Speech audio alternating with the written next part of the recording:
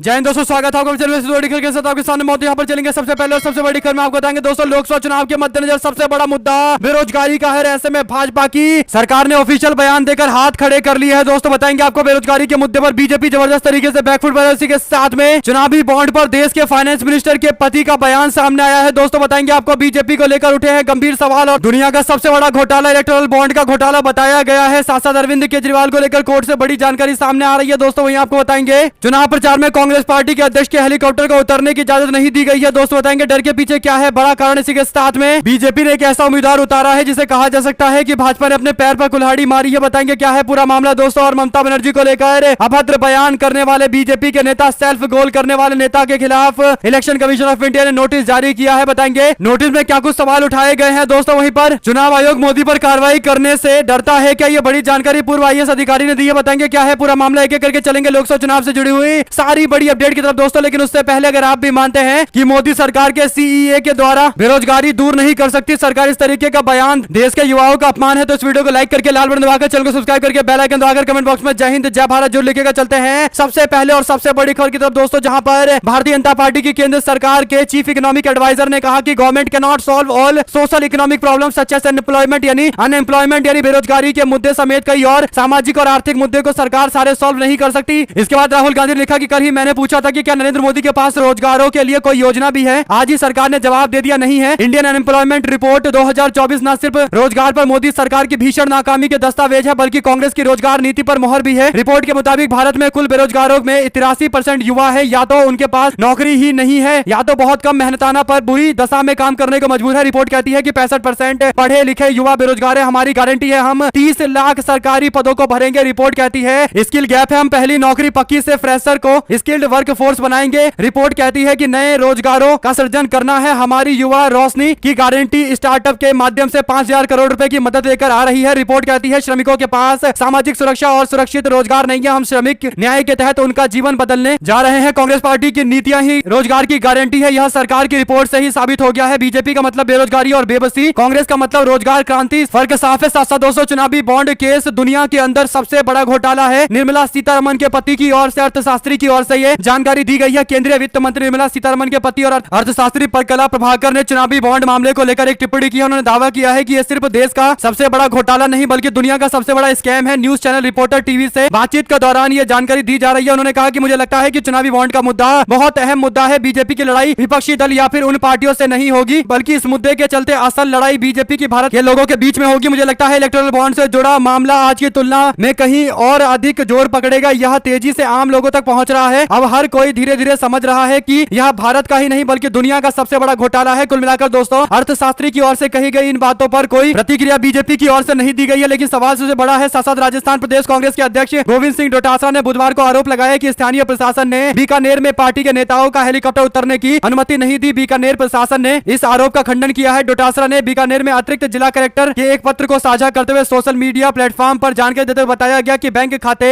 Freeze करने के बाद अब कांग्रेस पार्टी को रैली करने से भी रोका जा रहा है। हार से भयभीत भारतीय जनता पार्टी के लोग चुनाव में क्या क्या करेंगे ये तो आने वाले समय में पता चलेगा, लेकिन अभी से ही स्थिति स्पष्ट दिखाई दे रही है कि बीजेपी परेशान है, हताश हो गई है। साथ साथ दोस्तों दिल्ली हाई कोर्ट में एक जनहित याचिका दाखिल की गई है। 28 तारीख यानी आज सुनवाई होने वाली है। इसमें अरविंद केजरीवाल को सीएम के पद से हटाने के लिए कोर्ट से कहा गया है, लेकिन कोर्ट क्या इस बात को स्वीकार करेगा, ये सबसे बड़ा सवाल है। जानकारी के मुताबिक 22 मार्च को हाईकोर्ट में एक जनहित याचिका दायर की गई थी। इस पर सुनवाई के लिए आज का दिन तय किया गया है। दिल्ली के रहने वाले सुरजीत सिंह यादव ने यह याचिका दाखिल की है, जो खुद को किसान और सामाजिक कार्यकर्ता बताते हैं। सुरजीत सिंह यादव का कहना है कि वित्तीय घोटाले में आरोपी अरविंद केजरीवाल को सार्वजनिक पद पर रहने का कोई परमिशन नहीं मिलना चाहिए। बता दें कि ईडी ने अरविंद केजरीवाल को 21 मार्च को दिल्ली शराब घोटाला मामले को लेकर गिरफ्तार किया था। इसके बाद उनको हिरासत में रखा गया है। 2 तारीख को एक बार फिर से सुनवाई होने वाली है। साथ साथ दोस्तों प्रधानमंत्री मोदी आजकल पश्चिम बंगाल में महिला सुरक्षा का बड़ा मुद्दा बनाने के लिए संदेश खाली में भारतीय जनता पार्टी के प्रत्याशी से फोन पर बात करते हैं और कॉल की रिकॉर्डिंग जारी करते हैं। इसके बाद उन्होंने एक और फोन कॉल किया है। कृष्णानगर लोकसभा सीट से चुनाव लड़ने वाली राजमाता अमृता रॉय से प्रधानमंत्री ने फोन कॉल पर चुनाव के प्रचार को लेकर चर्चा की है। इस दौरान राजमाता अमृता रॉय कहती हैं कि कई सारे लोग उनको विधानसभा में कहते हैं कि आपके घराने के लोग यानी राज परिवार के लोगों ने मीर जफर के साथ मिलकर अंग्रेजों का साथ दिया था और एक तरीके से देश से गद्दारी की थी, क्योंकि सिराजुद्दौला को हराने के लिए अंग्रेजों ने ऐसे ऐसे लोगों को अपने साथ में कर लिया था। और उस दौरान महाराजा कृष्णचंद्र भी अंग्रेजों के साथ मिल गए थे। बंगाल के राजा को हराने के लिए मीर जाफर के साथ सब मिले हुए थे। कुल मिलाकर दोस्तों इस पूरे मामले पर अब राज परिवार को लेकर सवाल खड़े किए जा रहे हैं। लोगों ने कहा कि आप आप लोग जमींदारी सिस्टम से जुड़े हुए हैं और आपके परिवार का जो इतिहास है उसने केवल लोगों के साथ गद्दारी की है, इसीलिए लोग उनका विरोध कर रहे हैं। हालांकि भारतीय जनता पार्टी की नेत्री कह रही है कि टीएमसी के लोग इस तरीके की अफवाह फैला रहे हैं, लेकिन हकीकत यह है कि लोगों को पता है कि इस राज परिवार का इतिहास क्या है और इसीलिए बीजेपी ने जो उम्मीदवार बनाया है वो बीजेपी को बैकफायर कर सकता है। जो भी जानकारी आने वाले दिनों के अंदर आती रहेगी आप लगातार पहुंचाते रहेंगे। साथ लोकसभा चुनाव के मद्देनजर बीजेपी के लोग ममता बनर्जी के तृणमूल कांग्रेस को काउंटर नहीं कर पा रहे हैं, तो उनके खिलाफ अभद्र भाषा का इस्तेमाल कर रहे हैं। पश्चिम बंगाल के बीजेपी के वरिष्ठ नेता और सांसद दिलीप घोष का एक कथित वीडियो वायरल हो रहा है, जिसमें पश्चिम बंगाल के मुख्यमंत्री ममता बनर्जी की पारिवारिक पृष्ठभूमि का मजाक उड़ाते हुए उनके पिताजी के बारे में सवाल पूछ रहे हैं। इस पूरे मामले को लेकर टीएमसी ने इलेक्शन कमीशन ऑफ इंडिया में शिकायत दर्ज कराई है। इलेक्शन कमीशन ऑफ इंडिया ने संज्ञान लेते हुए दिलीप घोष को नोटिस थमा दिया है और इस पूरे मामले पर जवाब देने के लिए कहा गया है। आपको बता दें कि दिलीप घोष कहते हैं कि ममता बनर्जी जब गोवा जाती है तो कहती है वो गोवा की बेटी है, त्रिपुरा जाती है तो कहती है त्रिपुरा की बेटी है। पहले उन्हें स्पष्ट करना चाहिए कि वो किसकी बेटी है। कुल मिलाकर दोस्तों मेदिनीपुर लोकसभा सीट से मौजूदा सांसद दिलीप घोष टीएमसी के 2021 के चुनावी नारे पर निशाना साध रहे थे। इसके बाद टीएमसी ने बीजेपी के नेता के खिलाफ कार्रवाई की अपील की है। साथ साथ दोस्तों गाजियाबाद से लेकर प्रयागराज तक कांग्रेस पार्टी ने अपने नाम फाइनल कर दिए हैं। कांग्रेस पार्टी केंद्रीय चुनाव समिति की बैठक में गाजियाबाद, प्रयागराज, बुलंदशहर, मथुरा, सीतापुर और महाराजगंज से उम्मीदवारों के नाम का ऐलान कर दिया गया है। मीडिया के मुताबिक गाजियाबाद से डॉली शर्मा चुनावी मैदान में उतरेंगी, प्रयागराज से कुंवर रेवती रमन सिंह को मैदान में उतारा जा रहा है, जबकि रायबरेली और अमेठी की सीट को लेकर लगातार चर्चा की जा रही है। बताया गया है कि गांधी परिवार का कोई भी सदस्य अमेठी से चुनावी मैदान में उतर सकता है। बाकी की सीटों को लेकर भी जल्द नाम जारी कर दिए जाएंगे। साथ साथ उत्तराखंड के पौड़ी में कांग्रेस पार्टी ने गणेश गोदियाल को अपना उम्मीदवार बनाया है और उन्होंने नॉमिनेशन भरने के लिए एक बड़ी रैली का आयोजन किया था। इस दौरान भारी संख्या में लोग उनकी रैली में उपस्थित थे। इसके बाद माना जा रहा है कि इस सीट पर उनकी दावेदारी काफी मजबूत है और आने वाले दिनों के अंदर चुनाव प्रचार अभियान को और तेज करने जा रहे हैं। जयराम रमेश बोले, कहा, ये उत्तराखंड के पौड़ी में मेरे सहयोगी गणेश गोदियाल के नामांकन पत्र दाखिल करते समय का दृश्य है। बदलेगा भारत, जीतेगा इंडिया। साथ साथ दोस्तों नोटों के बीच लेटे हुए शख्स का नाम है बेंजामिन बासुमतारी, जो भारतीय जनता पार्टी के सहयोगी पार्टी यूपीपीएल के नेता है। यूपीपीएल और बीजेपी का अलायंस है असम के अंदर और उसके नेता नोटों की गड्डी के साथ लेटे हुए हैं। लोगों ने इस पर सवाल खड़े किए। कांग्रेस पार्टी ने कहा कि यूपीपीएल के सक्रिय नेता असम में बीजेपी के सहयोगी पार्टी के नेता है। चुनाव के बीच आई तस्वीर बताती है कि बीजेपी और उनके सहयोगी दल भ्रष्टाचार के दलदल में लौट रहे हैं। बीजेपी ने चुन चुनकर उन लोगों के साथ गठबंधन किया है जो इनकी तरह देश को लूट सके। कुल मिलाकर दोस्तों भारतीय जनता पार्टी के सहयोगी पार्टी के नेता अगर इस तरीके से सोशल मीडिया पर तस्वीर डाल रहे हैं, नोट बिछाकर उस पर सोए हुए हैं, तो सवाल ये खड़ा होता है कि केंद्रीय जांच एजेंसियों की ओर से पूरे मामले पर स्वतः संज्ञान लेकर कार्रवाई क्यों नहीं की जाती। हो सकता है विपक्ष के लोग अगर इस तरीके से तस्वीर डाल देते तो अब तक पुलिस के छापे पड़ गए होते, कम से कम आईटी के छापे, ईडी के छापे तो पड़ गए होते। साथ साथ आम आदमी पार्टी के प्रदर्शन के दौरान दिल्ली पुलिस के द्वारा फोटो पत्रकार से कथित तौर पर हाथापाई किए जाने की मंगलवार को मीडिया संगठनों ने निंदा की है। उच्च न्यायालय के एक रिटायर्ड न्यायाधीश से इस पूरे विषय पर जांच की मांग की गई है। प्रेस क्लब ऑफ इंडिया और दिल्ली यूनियन ऑफ जर्नलिस्ट ने हैरानगी जाहिर की है। उन्होंने कहा कि इस तरीके से दिल्ली पुलिस के द्वारा फोटो पत्रकार पर किए गए हमले की कड़ी निंदा करते हैं। वर्किंग न्यूज कैमरामैन एसोसिएशन ने घटना की तस्वीर जारी करते हुए पुलिस अधिकारियों को फोटो पत्रकारों का गला पकड़े हुए अधिकारी के खिलाफ कार्रवाई की मांग की है। बयान में कहा गया है कि press club of India Delhi police के बल उपयोग किए जाने के न्यायिक जांच की मांग करता है। आप लोग अपनी राय जो लिखता है दोस्तों। साथ साथ भारतीय जनता पार्टी के लोग तमिलनाडु में अन्नामलई को काफी ज्यादा प्रमोट कर रहे हैं। सोशल मीडिया से लेकर भारतीय जनता पार्टी के इशारे पर काम करने वाले मीडिया में केवल तमिलनाडु में भारतीय जनता पार्टी के नेता अन्नामलई को लेकर ऐसा हुआ बनाया गया है जैसे वो तमिलनाडु में बीजेपी के एक ऐसे नेता बन चुके हैं जो अपने दम पर भाजपा को जिता देंगे, लेकिन हकीकत कुछ और है। कोयंबटूर में प्रचार करने के लिए पहुंचे भारतीय जनता पार्टी के नेता अन्नामलई को एक महिला ने माला पहनाया और इसके बाद एक पिटीशन दिया, उन्हें लिखकर दिया कि उन्हें कोयंबटूर में क्या क्या काम करने हैं सांसद बनने के बाद। इसके बाद दोस्तों पता चला कि वो जो पिटीशन दिया गया था वो तो सड़कों पर पाया गया है, यानी फेंक दिया गया। यानी अन्नामलई की हरकत को लेकर लोग जमकर नाराजगी व्यक्त कर रहे हैं। लोगों ने कहा कि ये तो हमारा खुले तौर पर अपमान किया गया है। अगर आप भी मानते हैं कि अन्नामलई को लेकर बीजेपी के लोग जिस तरीके से प्रमोशन कर रहे हैं, तमिलनाडु में जमीनी स्तर पर उनका कोई राजनीतिक अस्तित्व नहीं है, तो अपनी राय जरूर लिखा जाएगा। ज्यादा से ज्यादा इस वीडियो को भी लोग तो शेयर कीजिएगा दोस्तों, ताकि हमको मोटिवेशन बने रहे और लगातार इस तरीके के वीडियो बनते रहे। चलते हैं एक और बड़ी अपडेट की तरफ, जहां पर 31 मार्च को भव्य रैली का आयोजन किया जा रहा है। दिल्ली में भारतीय जनता पार्टी सरकार के खिलाफ मोर्चा खोला जाएगा। अरविंद केजरीवाल की गिरफ्तारी का विरोध किया जाएगा। कांग्रेस पार्टी ने भी एक बैठक बुलाई है। केसी वेणुगोपाल के नेतृत्व में बैठक में भारी संख्या में कांग्रेस पार्टी के नेता मौजूद रहे। सबने मिलकर आने वाले दिनों की रणनीति तैयार की है। हरियाणा और दिल्ली कांग्रेस के नेताओं ने जबरदस्त रैली का आश्वासन दिया है। देखते हैं कांग्रेस पार्टी कितने बड़े रैली का आयोजन करने जा रही है। आम आदमी पार्टी और कांग्रेस पार्टी की संयुक्त रैली है। साथ साथ दोस्तों भारत निर्वाचन आयोग के समक्ष आचार संहिता उल्लंघन को लेकर राजनांदगांव के लोकसभा के प्रत्याशी और पूर्व मुख्यमंत्री भूपेश बघेल के खिलाफ शिकायत दर्ज की गई है। भारतीय जनता पार्टी की ओर से जिला के बीजेपी के उपाध्यक्ष राजेंद्र कुमार ने लिखित शिकायत में कहा है कि छत्तीसगढ़ राज्य के दुर्ग जिला अंतर्गत पाटन विधानसभा क्षेत्र के विधायक भूपेश बघेल, जो राजनांदगांव लोकसभा सीट से प्रत्याशी हैं, 26 मार्च 2024 को मंगलवार को पाटन विधानसभा के एक गांव में आयोजित कांग्रेस पार्टी के कार्यकर्ता सम्मेलन में भारत निर्वाचन आयोग के खिलाफ भड़काऊ बयान जारी करते हुए इस आशय का सार्वजनिक बयान बयान दिया गया कि अगर राजनांदगांव लोकसभा क्षेत्र में 375 से अधिक कैंडिडेट होंगे तो निर्वाचन आयोग को राजनांदगांव में बैलेट पेपर से मतदान करवाना पड़ेगा। इसलिए पाटन क्षेत्र के कार्यकर्ता अधिक से अधिक संख्या में राजनांदगांव लोकसभा क्षेत्र से अपना नामांकन दाखिल करें। कुल मिलाकर दोस्तों इस टिप्पणी पर आप लोग अपनी राय जरूर लिखकर बताइएगा। साथ साथ पूर्व IAS अधिकारी EAS शर्मा ने भारत निर्वाचन आयोग यानी इलेक्शन कमीशन ऑफ इंडिया को लेकर एक सवाल पूछा है। उन्होंने कहा कि क्या प्रधानमंत्री चुनाव आयोग या आम जनता के प्रति जवाबदेह नहीं है। उन्होंने सवाल उठाया है और चुनाव आयोग को लिखे एक पत्र में कई सारे दावे किए हैं, हालांकि उनके पत्र का जवाब अभी तक नहीं दिया गया। उन्होंने कहा कि मोदी ने हालिया भाषण में चुनाव प्रचार का उल्लंघन किया, इसके बावजूद कोई कार्रवाई नहीं की गई। रिपोर्ट के मुताबिक शर्मा ने शुक्रवार को इलेक्शन कमीशन ऑफ इंडिया में शिकायत की थी ताकि उनका ध्यान मोदी द्वारा उस सप्ताह शुरुआत में तमिलनाडु में आयोजित किए गए एक भाषण के दौरान जो बातें कही गई थी उस और किया जाए। प्रधानमंत्री मोदी ने कहा था कि हिंदू नारी शक्ति और मातृ शक्ति में विश्वास करते हैं, इसलिए विपक्षी गठबंधन इंडिया के शक्ति को नष्ट करने के बारे में बयान दिया और यह हिंदू धर्म का अपमान है। भाषण के एक वीडियो में उन्हें कहते हुए सुना जा सकता है कि मुंबई के शिवाजी पार्क में अपनी रैली में इंडी गठबंधन ने खुले तौर पर घोषणा की है कि उस शक्ति को नष्ट करना चाहते हैं जिसमें हिंदू धर्म की आस्था है। तमिलनाडु में हर कोई जानता है कि हिंदू धर्म में शक्ति का क्या मतलब है। मोदी ने यह भी कहा कि तमिलनाडु में देवी देवताओं को समर्पित कई मंदिर यहाँ की शक्ति है। कहा कि हिंदू धर्म में यह शब्द मातृ शक्ति नारी शक्ति से जुड़ा हुआ है। इसके बाद रिटायर्ड IAS अधिकारी ने कहा कि चुनाव के दौरान किसी राजनेता के द्वारा धार्मिक भावनाओं को भड़काने खुलेआम आचार संहिता का उल्लंघन है, इसलिए तत्काल कार्रवाई की जानी चाहिए। अगर आप भी मानते हैं दोस्तों कि रिटायर्ड IAS अधिकारी ने बिल्कुल सही कहा है, कार्रवाई की जानी चाहिए, तो अपनी राय जरूर लिखा बताएगा। साथ साथ आगामी लोकसभा चुनाव से पहले केंद्रीय जांच एजेंसी ED ने केरल में बड़ी कार्रवाई की है। ED ने केरल के मुख्यमंत्री पिनराई विजयन की बेटी वीणा और उनके स्वामित्व वाले IT कंपनी के साथ अन्य कई जगह शिकंजा कसते हुए मनी लॉन्ड्रिंग का मामला दर्ज किया है। केरल के मुख्यमंत्री पिनराई विजयन की बेटी है T वीणा, उनके स्वामित्व वाली कंपनी के खिलाफ मामला दर्ज किया गया है। देखते हैं आगे क्या कार्रवाई की जाती है, क्योंकि तमिलनाडु में कांग्रेस पार्टी और लेफ्ट के बीच में लगातार लड़ाई जारी है और ऐसे में भारतीय जनता पार्टी जगह बनाने की कोशिश कर रही है और इस तरीके की कार्रवाई को बड़ा मुद्दा बनाया जाएगा। लोकसभा चुनाव को लेकर आप लोग की जो भी राय हो लिखकर जरूर बताएगा। साथ साथ तमिलनाडु की 39 लोकसभा सीट पर पहले चरण में 19 अप्रैल को मतदान होगा। चुनाव से पहले वोटरों को रिझाने के लिए सभी राजनीतिक दल लगातार कोशिश कर रही है। द हिंदू की रिपोर्ट के मुताबिक तमिलनाडु के तलावड़ी हिल्स के फॉरेस्ट बाउंड्री से सटे कई गांव के लोगों ने ऐलान किया है कि वो अगर जानवरों के समस्या को सॉल्व नहीं किया जाएगा तो इस बार लोकसभा चुनाव का बहिष्कार किया जाएगा। जंगली जानवरों की समस्या से लगातार लोग परेशान है और इस तरीके से किसानों ने ऐलान कर दिया है। लगभग 20 गांव ने मिलकर यह ऐलान किया है। साथ साथ दोस्तों प्रधानमंत्री मोदी और बीजेपी के लोगों से तृणमूल कांग्रेस ने सवाल पूछे हैं। दरअसल बार बार पश्चिम बंगाल में भारतीय जनता पार्टी की नेत्रियों जो चुनाव लड़ रही है उनसे बीजेपी के नेता प्रधानमंत्री मोदी फोन पर संपर्क साध रहे हैं, तो निशाना साधते हुए तृणमूल कांग्रेस ने एक प्रेस कॉन्फ्रेंस का आयोजन किया। इस दौरान TMC की नेत्री फोन कॉल पर बात करते हुए मीडिया में एक्टिंग करने लगी और कहने लगी कि प्रधानमंत्री जी मैं मणिपुर से बोल रही हूँ, मणिपुर के बारे में आपको भी कुछ पता होगा, शायद आपने मुझे फोन नहीं किया। और इस तरीके से प्रधानमंत्री मोदी पर निशाना साधा जा रहा है, क्योंकि मणिपुर के अंदर जिस तरीके से महिलाओं के प्रति हिंसा हुई थी और उसके बाद भी कई सारी खबरें सामने आ जाती है। प्रधानमंत्री मोदी ने वहां पर महिलाओं को फोन नहीं किया, लेकिन संदेश खली में प्रधानमंत्री मोदी का फोन गया। इसे पॉलिटिकल मामला बताते हुए तृणमूल कांग्रेस ने कहा कि क्या प्रधानमंत्री मोदी को मणिपुर की महिलाओं के प्रति कोई संवेदना नहीं है कि उनको फोन करना चाहिए था। ब्रजभूषण शरण सिंह को लेकर जब रेसलर प्रोटेस्ट कर रहे थे, देश की महिला पहलवान प्रदर्शन कर रही थी, तब प्रधानमंत्री को याद नहीं आया, उनको तो प्रधानमंत्री मोदी ने फोन नहीं किया। भारतीय जनता पार्टी के लोग जो कह रहे हैं कि महिलाओं के प्रति प्रधानमंत्री मोदी सम्मान जाहिर करते हुए संदेश खली के बीजेपी कैंडिडेट को फोन कर रहे हैं, उसके बाद कृष्णानगर के बीजेपी कैंडिडेट को फोन कर रहे हैं, ऐसा बिल्कुल नहीं है। प्रधानमंत्री को महिलाओं के प्रति कोई संवेदना नहीं है, केवल राजनीतिक तौर पर संदेश खली के मुद्दे का इस्तेमाल किया जा रहा है। साथ साथ भारतीय जनता पार्टी ने अमरावती सीट से नवनीत राणा को मैदान में उतारा है। आप लोगों को याद होगा नवनीत राणा वही निर्दलीय सांसद है जिन्होंने उद्धव ठाकरे के मुख्यमंत्री रहते हुए जोरदार प्रदर्शन किया था। उनके घर के सामने जाकर हनुमान चालीसा पढ़ने लगी थी और इसके बाद भारतीय जनता पार्टी ने टिकट देकर अमरावती से मैदान में उतारा है। साथ साथ चित्रदुर्ग सीट की बात करें तो कर्नाटक की सीट पर गोविंद काजोल को मैदान में उतारा गया है, जो डिप्टी CM भी रहे हैं। साथ साथ दोस्तों समाजवादी पार्टी के पूर्व विधायक IP सिंह की ओर से निशाना साधते हुए एक डेटा दिया गया। इसमें पता चला है कि 24 टिकट तो बीजेपी ने नेताओं के बेटों को दिया है और 15 रिश्तेदारों को टिकट बांटे हैं। तो कुल मिलाकर भारतीय जनता पार्टी ने परिवारवाद को लेकर कई सारे टिकट बांटे हैं। इस पर निशाना साधते उन्होंने कहा कि बीजेपी का मतलब भारतीय वंशवादी पार्टी है। देश भर में सैकड़ों ऐसे टिकट बांटे हैं बीजेपी ने। साथ साथ दोस्तों महाराष्ट्र के अंदर कांग्रेस पार्टी के कैंडिडेट बनाए गए प्रतिभा धनोरकर जी ने नामांकन रैली की है। इस दौरान भारी संख्या में लोगों का हुजूम दिखाई दे रहा है। इस तरीके से शक्ति प्रदर्शन किए जा रहे हैं नामांकन रैली के दौरान। साथ साथ दोस्तों दिल्ली हाईकोर्ट में अरविंद केजरीवाल के केस को लेकर बड़ी जानकारी देते हुए आतिशी ने कहा कि दिल्ली हाईकोर्ट में केजरीवाल जी के केस हियरिंग में ईडी हुई निरुत्तर, यानी ईडी के पास कोई उत्तर ही नहीं था, कोई जवाब ही नहीं था। जब केजरीवाल जी के वकीलों ने इस बात को कोर्ट के सामने रखा तो ये गिरफ्तारी अलोकतांत्रिक, गैर कानूनी, पॉलिटिकली मोटिवेटेड है, कोई प्रमाण नहीं है। ईडी के वकीलों के पास कोई जवाब नहीं था। ये वो ईडी निरुत्तर हुई जिसने 2 साल में सैकड़ों रेड किए और हजारों अफसरों को इस केस पर लगा दिया गया, जो कोर्ट में बार बार कहती है मनीष सिसोदिया को, संजय सिंह को, सत्येंद्र जैन को, विजय नायर को बेल नहीं मिलनी चाहिए। आज ईडी के पास कोई जवाब नहीं था। इसी के साथ में कांग्रेस पार्टी के साथ क्या हो रहा है लोकसभा चुनाव को लेकर एक बड़ी जानकारी है दोस्तों। राजस्थान के अंदर कांग्रेस पार्टी ने राजसमंद लोकसभा सीट से सुदर्शन सिंह रावत को टिकट दिया था। उन्होंने टिकट मिलने के बाद भी कोई रिस्पांस नहीं किया है, जो जानकारी है उसके अनुसार उनका फोन अभी तक नॉट रीचेबल आ रहा है। कांग्रेस पार्टी के बड़े नेता संपर्क नहीं साध पा रहे हैं। तो क्या ये मान लिया जाए कि कांग्रेस पार्टी को टिकट बदल देना चाहिए? आप लोग अपनी राय जरूर लिखा जाएगा दोस्तों। सांसद भूपेश बघेल बोले, कहा हमारी सरकार में मिलने वाला हर सदस्य का 7 किलो चावल हुआ बंद, साय साय नमक हुआ बंद, साय साय चना हुआ बंद, साय साय इस तरीके से निशाना साधा गया है। मुख्यमंत्री विष्णुदेव साय के नाम का इस्तेमाल करते हुए तंज कसते हुए लिखा गया कि नमक हुआ बंद, साय साय चना हुआ बंद, साय साय मोदी जी की गारंटी इस कदर साय साय काम कर रही है कि लोकसभा चुनाव खत्म होते ही मेहतारी वंदन योजना की राशि भी बंद हो जाएगी। बंद ना होगी तो कटौती तो शुरू हो ही जाएगी। जनता को वो भरोसे के 5 साल अब वापस से याद आ रहे हैं। आप लोग अपनी राय जो लिखा है दोस्तों। साथ समाजवादी पार्टी के विधायक रह चुके मनोज पांडे ने बीजेपी मुख्यालय पर जाकर भाजपा के राष्ट्रीय अध्यक्ष जेपी नड्डा से मुलाकात की है। राज्यसभा चुनाव में मनोज पांडे ने की थी क्रॉस वोटिंग। ऊंचाहार विधानसभा से समाजवादी पार्टी के विधायक मनोज पांडे बीजेपी शीर्ष नेतृत्व से मिले। सपा के विधायक मनोज पांडे बीजेपी मुख्यालय में गृह मंत्री अमित शाह की मौजूदगी में यह मुलाकात हुई है और अमेठी से उनको चुनाव लड़वाने को लेकर भी चर्चा चल रही है। जो भी जानकारी आएगी आप तक लगातार पहुंचाते रहेंगे। साथ साथ बीजेपी ने इस बार लोकसभा सीट के लिए गाजियाबाद से अतुल कुमार गर्ग को मैदान में उतारा है। गाजियाबाद से विधायक अतुल कुमार गर्ग के सामने सिर्फ एक चुनौती नहीं बल्कि कई सारी चुनौती है। उदाहरण के तौर पर जब गर्ग और उनके बेटे को स्थानीय लोगों का विरोध का सामना करना पड़ा। गाजियाबाद सीट पर जीत हमेशा बीजेपी के लिए आसान रही है, लेकिन इस बार का चुनाव काफी डिफिकल्ट हो सकता है। कांग्रेस पार्टी ने ब्राह्मण उम्मीदवार उतारते हुए डॉली शर्मा को टिकट दिया है। गाजियाबाद को डॉली का गढ़ माना जाता रहा है। पिछले लोकसभा चुनाव में डॉली इस लोकसभा सीट पर तीसरे नंबर पर रही थी। उनका मुकाबला समाजवादी पार्टी के कैंडिडेट से था, लेकिन इस बार सपा और कांग्रेस अलायंस में है तो कहा जा सकता है कि बीजेपी के सामने एक बड़ी चुनौती पेश कर सकती है डॉली शर्मा। जो भी जानकारी आती रहेगी आप तक लगातार पहुंचाएंगे दोस्तों। इसी के साथ में पंजाब में आम आदमी पार्टी को डबल झटका। एमपी सुशील कुमार रिंकू और एमएलए शीतल अंगूराल भारतीय जनता पार्टी में ज्वाइन कर गए हैं। यानी अरविंद केजरीवाल के खिलाफ कार्रवाई के बाद ये उम्मीद जाहिर की जा रही थी कि एक और ईडी और सीबीआई की रेड मारी जाएगी और दूसरी जगह विधायकों को और वर्तमान सांसदों को पार्टी में शामिल कराया जाएगा। एक तरीके से आम आदमी पार्टी को फिनिश करने का अभियान शुरू किया जाएगा और ऐसा ही होता पंजाब में नजर आ रहा है। सांसद और विधायक भारतीय जनता पार्टी ज्वाइन कर चुके हैं। आप लोग अपनी राय जुड़ली बताएगा दोस्तों। सांसद 135 करोड़ की वसूली के बाद कांग्रेस के 524 करोड़ रुपए के बेहिसाब लेन देन पर आयकर विभाग की कार्रवाई। खबरों के मुताबिक लोकसभा चुनाव की तैयारियों के बीच कांग्रेस पार्टी के खिलाफ 524 करोड़ रुपए के कथित बेहिसाब लेन देन को लेकर आयकर विभाग द्वारा कार्रवाई किए जाने की संभावना है। पार्टी के सांसद विवेक तनखा का कहना है कि ऐसा कांग्रेस को पंगु बनाने के लिए किया जा रहा है। उनके रिसोर्सेज को खत्म करने के प्रयास किए जा रहे ताकि वो चुनाव सही से ना लड़ पाए। जब रिसोर्स खत्म हो जाएंगे तो पार्टी के पास चुनाव लड़ने का कोई और तरीका बचेगा नहीं। और क्योंकि इतना बड़ा देश है, चुनाव में काफी करोड़ रुपए खर्च होते हैं। इलेक्टोरल बॉन्ड भी बीजेपी को सबसे ज्यादा मिला है, तो कांग्रेस पार्टी के बचे कुछ रिसोर्स भी खत्म करने के साफ प्रयास किए जा रहे हैं। आप लोग अपनी राय जरूर लिखा।